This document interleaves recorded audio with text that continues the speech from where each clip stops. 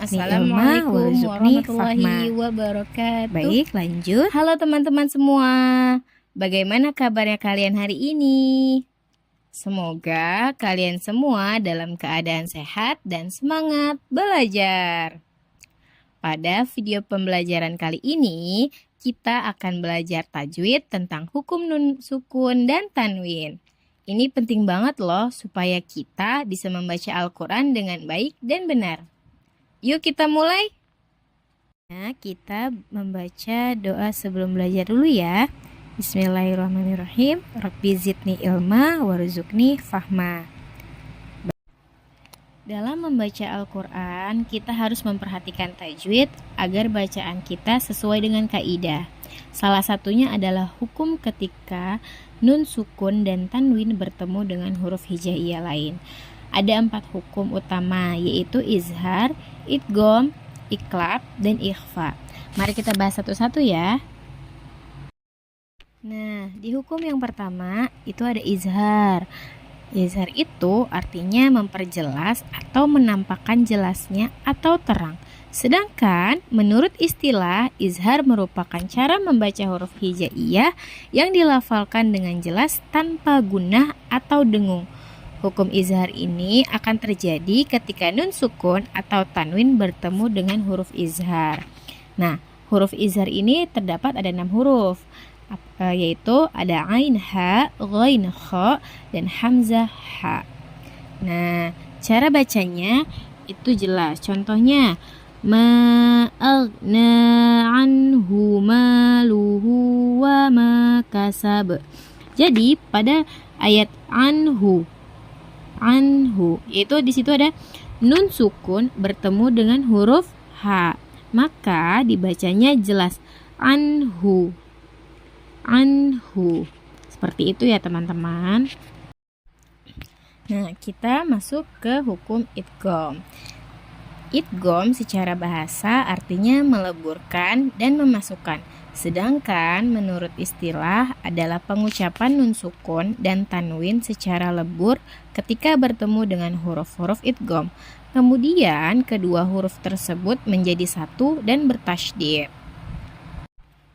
Untuk hukum idgham ini terbagi menjadi 2 lagi teman-teman. Yang pertama ada idgham bigunnah dan idgham bila gunnah. Idgham bigunnah terjadi ketika nun sukun atau tanwin bertemu dengan huruf idgham bigunnah. Nah, apa aja sih huruf-huruf idgham bigunnah?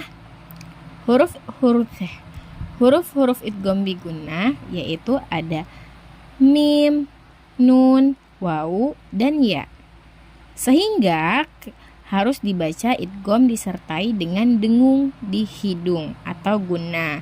Jadi ketika teman-teman membaca Al-Quran dan lalu ada nun mati bertemu dengan salah satu huruf idgham bigunnah yang tadi sudah disebutkan, maka harus dibaca dengan dengung atau gunnah. Contohnya pada Quran surah Al-Ahqaf yaitu lahabiu watab. Jadi boleh diperhatikan oleh teman-teman, pada huruf ba di sini berharokat kasroh tain, lalu setelahnya bertemu dengan huruf wawu. Kenapa bisa dengung? Karena ada kasroh tain bertemu dengan huruf idgham bigunnah. Jadi ketika membaca ini lahabiu yang tadinya tanwinnya dibacain, di sini teman-teman tidak boleh membaca in, tapi harus dileburkan ke huruf wawunya. Lahabiu watab. Jadi langsung dileburkan ke huruf selanjutnya. Lahabiu watab gitu. Oke, baik. Kita lanjut ke idgham bila gunnah. Berbeda dengan idgham bigunnah, idgham bila gunnah ini hanya memiliki 2 huruf aja teman-teman, yaitu lam dan ro. Nah, jadi ketika teman-teman membaca Al-Quran, lalu menemukan nun sukun atau tanwin bertemu dengan lam dan ro, maka harus dibaca tanpa disertai dengung di hidung ya. Contohnya pada ayat walam yakullahu. Jadi dia tidak boleh ada dengung di hidung. Walam yakullahu. Nah, di sini kan ada huruf nun sukun bertemu dengan huruf lam ya. Jadi nun sukunnya tidak perlu dibaca teman-teman, langsung dimasukkan saja ke huruf lamnya, tapi tanpa disertai dengung di hidung. Walam yakullahu kufuwan ahad. Gitu ya teman-teman. Oke, baik, lanjut ke materi selanjutnya, yaitu ada hukum iqlab. Iqlab secara bahasa artinya mengubah atau mengganti sesuatu.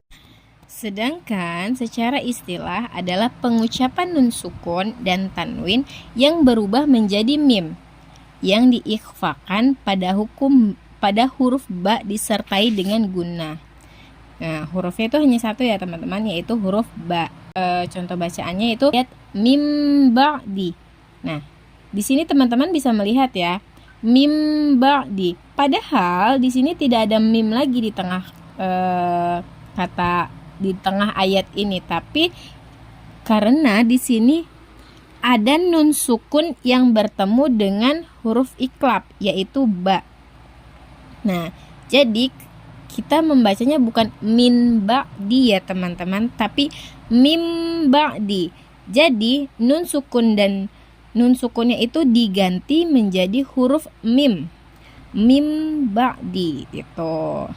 Baik, kita lanjut ke hukum berikutnya, yaitu ada ikhfa. Ikhfa secara bahasa artinya menutup atau menyembunyikan. Sedangkan menurut istilah, ikhfa berarti menyamarkan nun sukun atau tanwin karena muncul suara dengungan atau gunnah. Nah, ketika bertemu dengan huruf ikhfa. Nah, huruf ikhfa ini ada 15 huruf.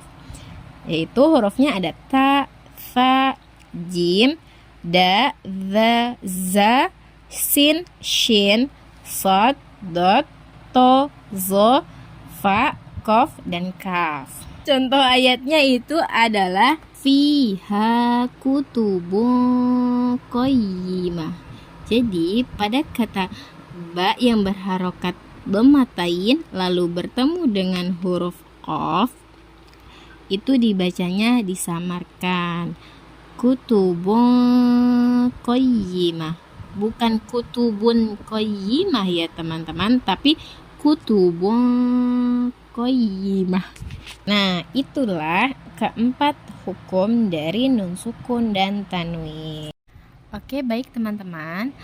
Agar lebih mudah dalam menghafalnya, mari kita nazomkan ya. Linuni intaskun walit tanwini arba'u ahkami fahustabini. Fal awalu izharu qabla al-ahrufi lil haki siturut tibat fatarifi. Hamzun faha'u thumma ainun ha'u muhmalatani thumma ghainun ha'u.